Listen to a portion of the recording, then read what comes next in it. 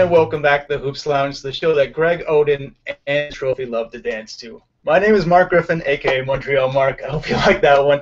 Joined by my partner in crime, sporting Phil Boileau. How you doing, my man? I'm fantastic. And after Game 6, being an OKC fan, as you guys know, it's a little disheartening, but that's the way the cookie crumbles. So we're going to talk about Game 6 of the Western Conference Finals, an epic game that I don't think we're going to forget for a long, long time. What was the one memorable thing that you think you're going to take away from that?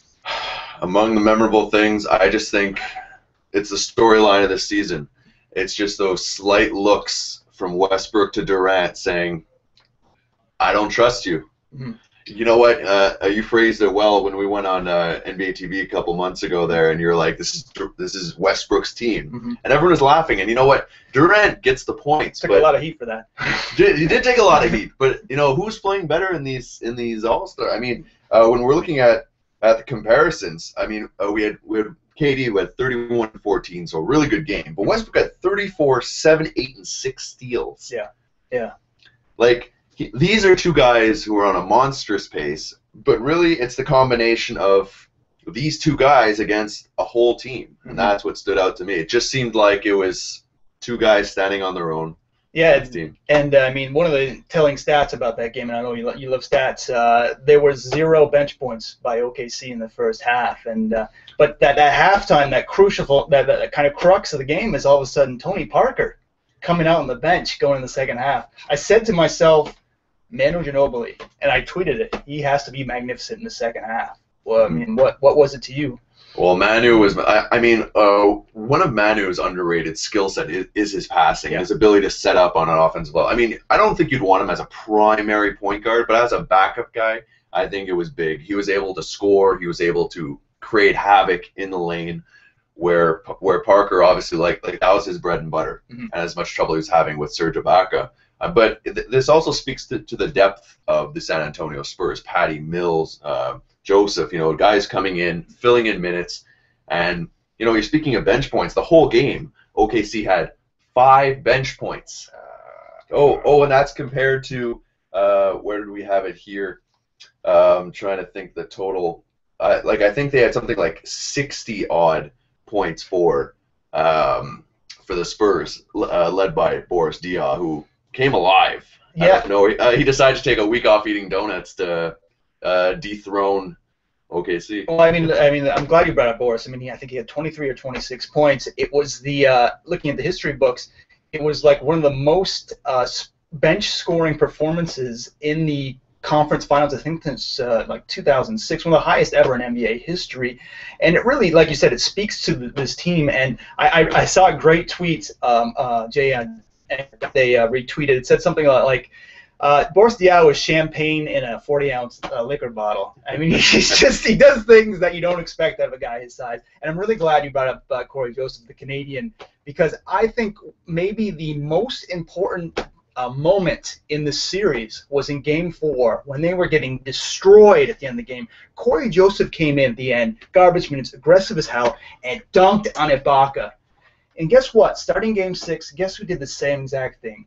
Kawhi Leonard. And I think by Cory doing that, he set the tone to come back and say, guess what? We're old, but we are not finished. Well, it's kind of, it took away the myth of the shot clock, right? Like we saw it in the other series a couple years back when LeBron's afraid to go on Hibbert. Right. And now it's like, okay, you can drive on Ibaka, you know, and they're showing through that. So to correct myself before, it's 51 to 5 for the bench points for San Antonio. 51 to 5. And so basically, and that's including Perkins getting 0 as a starter, by the way. Right. So your combination of Durant, Westbrook, Ibaka, and Reggie Jackson got 102 out of the 107 points for OKC. Yeah, and I mean, what shocks me is that Manu being 36, almost 37 years old, these guys, I don't know how they keep doing, played almost entirely the second half, and that shot that he had blocked, quote-unquote, blocked by Ibaka, goaltending, and then having the cojones to come back and hit the 3. Oh, he's big time. He's big time. He's not afraid of any situation. It's cold-blooded, you know. And this team, you know what? They grinded it out. They kept playing their team ball. They kept doing their thing, and OKC just got rattled. They got rattled at the end. They kept trying to do the two-man KD Westbrook thing, and it just was not enough. Well, not only was it not enough, but we say in pro sports, whatever we're talking about, in playoffs you have to limit your mistakes. Mm-hmm. And we're looking at in Game 6, both KD and Russell Westbrook both had 7 turnovers. Mm-hmm. That's 14 combined turnovers with 2 players. And so when you factor in the amount of times they have the ball, you know, just a couple of those leading to fast break points, that's the difference of the game. I mean, when we look at a lot of the statistics, the rebounding match, OKC won by 4, not a huge differential, but it really stood out with the free throws. I mean, OKC was hitting theirs, that they're about 15% higher than San Antonio. Mm-hmm. But Westbrook was 17 for 18 from the line. He was making. He was a monster, and it's going to be an interesting offseason because some people are going to call for Westbrook's head because they're like, this is Durant, he's the MVP. Mm-hmm. Tough to say right now. Yeah. Tough to say. I don't want to be the guy who trades Russell Westbrook. Yeah. I mean, we'll get into that during the summer. I mean, we'll have fun with that. I just have 3 more little points to bring up. Kawhi Leonard, the block he had on Westbrook at the very end. The intangibles, this guy. If you haven't, check out my Naismith moments when I talk about Kawhi this week, because I mean, the guy, he does amazing things with those hands. And getting the isolation ball to Tim Duncan, just do old man Riverwalk, continuing to do what he does. And the one moment I don't think it's going to be discussed enough was after the game was finished. Derek Fisher, with the tears in his eyes, you could pretty much tell that was his last game of basketball ever. Well, there's been a lot of rumors that swirling around that he's going to dive into coaching, right? So, and Derek Fisher, like, funny enough, it was one of my key points. Fisher played 33 minutes. Yeah, oh yeah, he played the entire second half in overtime. I'm sorry, but there's something about having a guy like Derek, as much value as you have for him. Mm-hmm.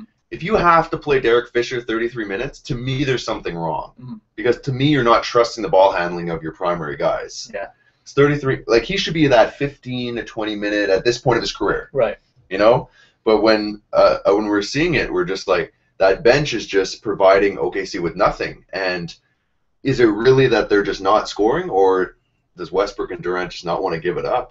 Well, I mean, it's a big to be continued with OKC, and the Spurs are moving on, and we'll get to that in our next segment. So we'll talk to you soon. Talk to you soon in the lounge.